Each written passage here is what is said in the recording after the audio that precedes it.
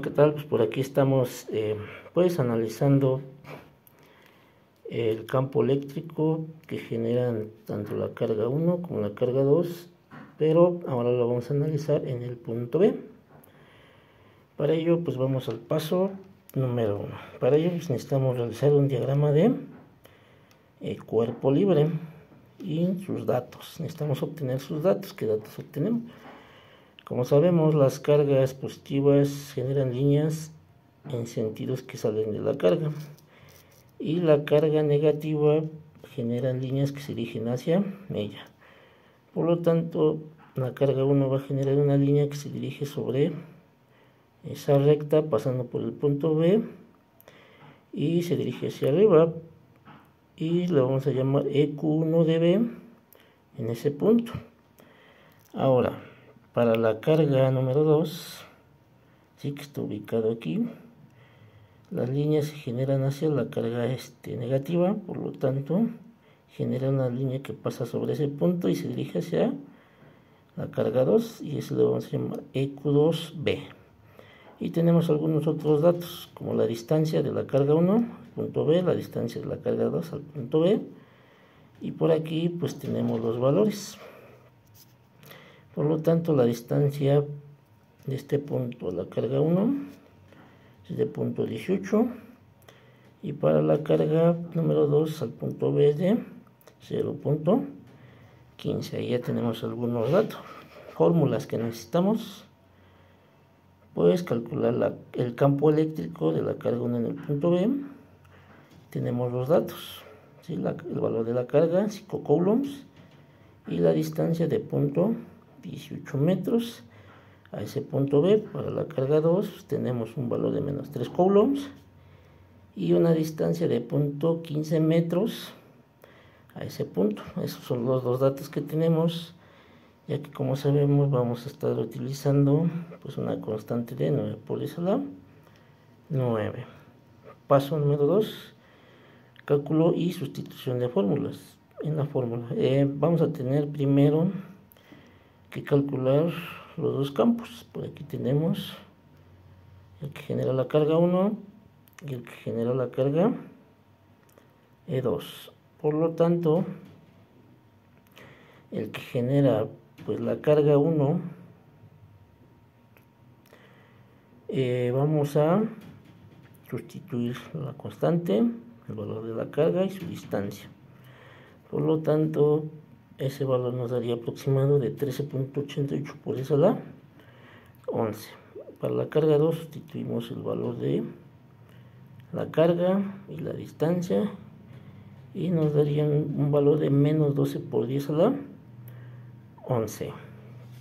¿Sí? En este caso Newton sobre Coulomb. ¿Qué necesitamos analizar en este caso?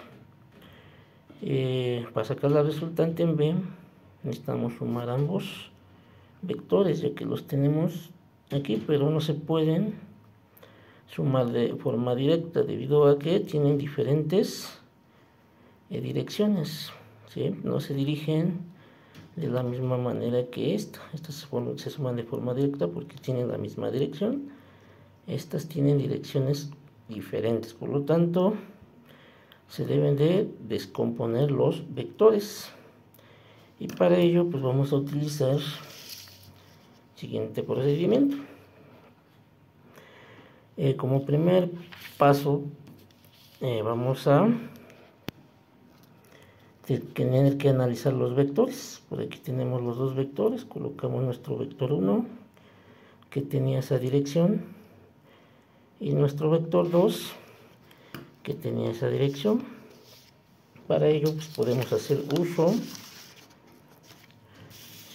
uso pues de nuestro diagrama de cuerpo libre. Por ahí lo tenemos y podemos observar sus sentidos y sus direcciones.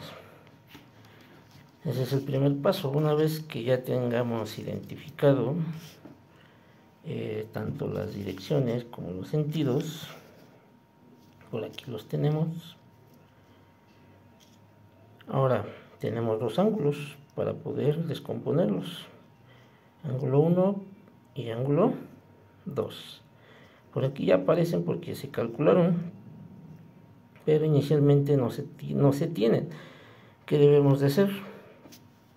Este es el paso 1, estamos analizando los vectores y por lo tanto nos vamos aquí al diagrama. Si este diagrama, por ahí podemos ver que tenemos un triángulo. Entonces ese triángulo pues nos va a servir de mucho. Para ello pues vamos a tomar ese triángulo y vamos a usar la ley de los cosenos. Si colocamos el punto de la carga 1, el punto de la carga 2 y el punto B y sus distancias, y le vamos a colocar pues valores, más bien valores y su representación, en este caso con la letra, que es la letra A, la letra B, la letra C, y eso lo vamos a tener como datos A, B y C. Por aquí tenemos las fórmulas de la ley de los cosenos y sus despejes. Por lo tanto, necesitamos el ángulo 1. Este ángulo es este que tenemos aquí. ¿Por qué lo utilizamos de esa manera? Porque este es el vector que se dirige hacia arriba y este es el vector que se dirige hacia abajo. Dibujamos esta recta, es paralela a esta, y esta línea pues es la misma que sigue el vector. Por lo tanto, el ángulo 1 es igual a este ángulo beta, que está aquí representado con una letra parecida a la letra B. Y aquí tenemos el ángulo alfa. Este ángulo alfa le corresponde al ángulo número 2. ¿Por qué? Pues porque son contrarios. Esta con esta parte son contrarios, esta con esta son contrarios, por lo tanto tienen el mismo ángulo. Una vez que obtenemos pues nuestro triángulo, procedemos al cálculo de los ángulos, ángulo 1 y ángulo 2. Para ello pues vamos a sustituir los valores de A, C y B para el ángulo 1, por aquí aparecen, y para el ángulo 2 pues vamos a sustituir los valores de B, C, A, y los vamos a sacar su inversa, tanto para beta como alfa, y por lo tanto vamos a obtener dos ángulos, uno de 46 y uno de 59.89. Por aquí ya tienen los datos, pueden calcularlos para verificarlos. Entonces, una vez que obtenemos esos ángulos utilizando la ley de los cosenos, pues vamos al siguiente paso. ¿Sí?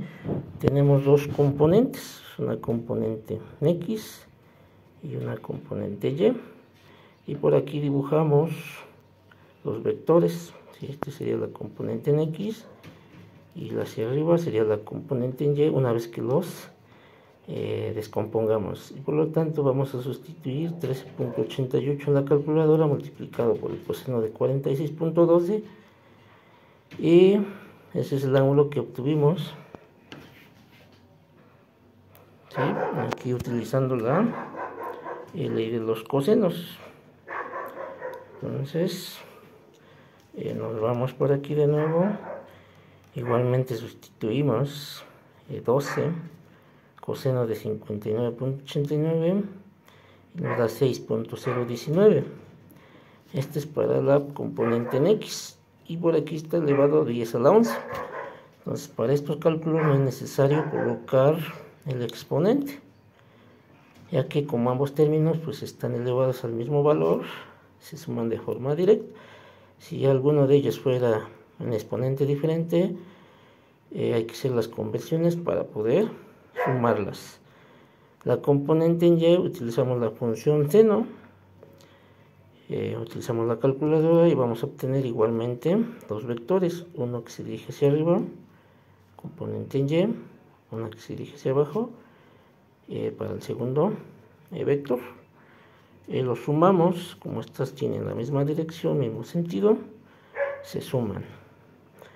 Esta y esta se restan, ¿por qué? Porque tienen la misma dirección, pero esta está en sentido contrario, por lo tanto, el que gana pues es el que tenga el valor mayor, y esa sería la forma rectangular. Una vez que obtengamos la forma rectangular, pues vamos a utilizar o transformar a la forma polar, sacando su magnitud y sacando su ángulo. Y una vez que las obtenemos su representación cartesiana y su representación polar.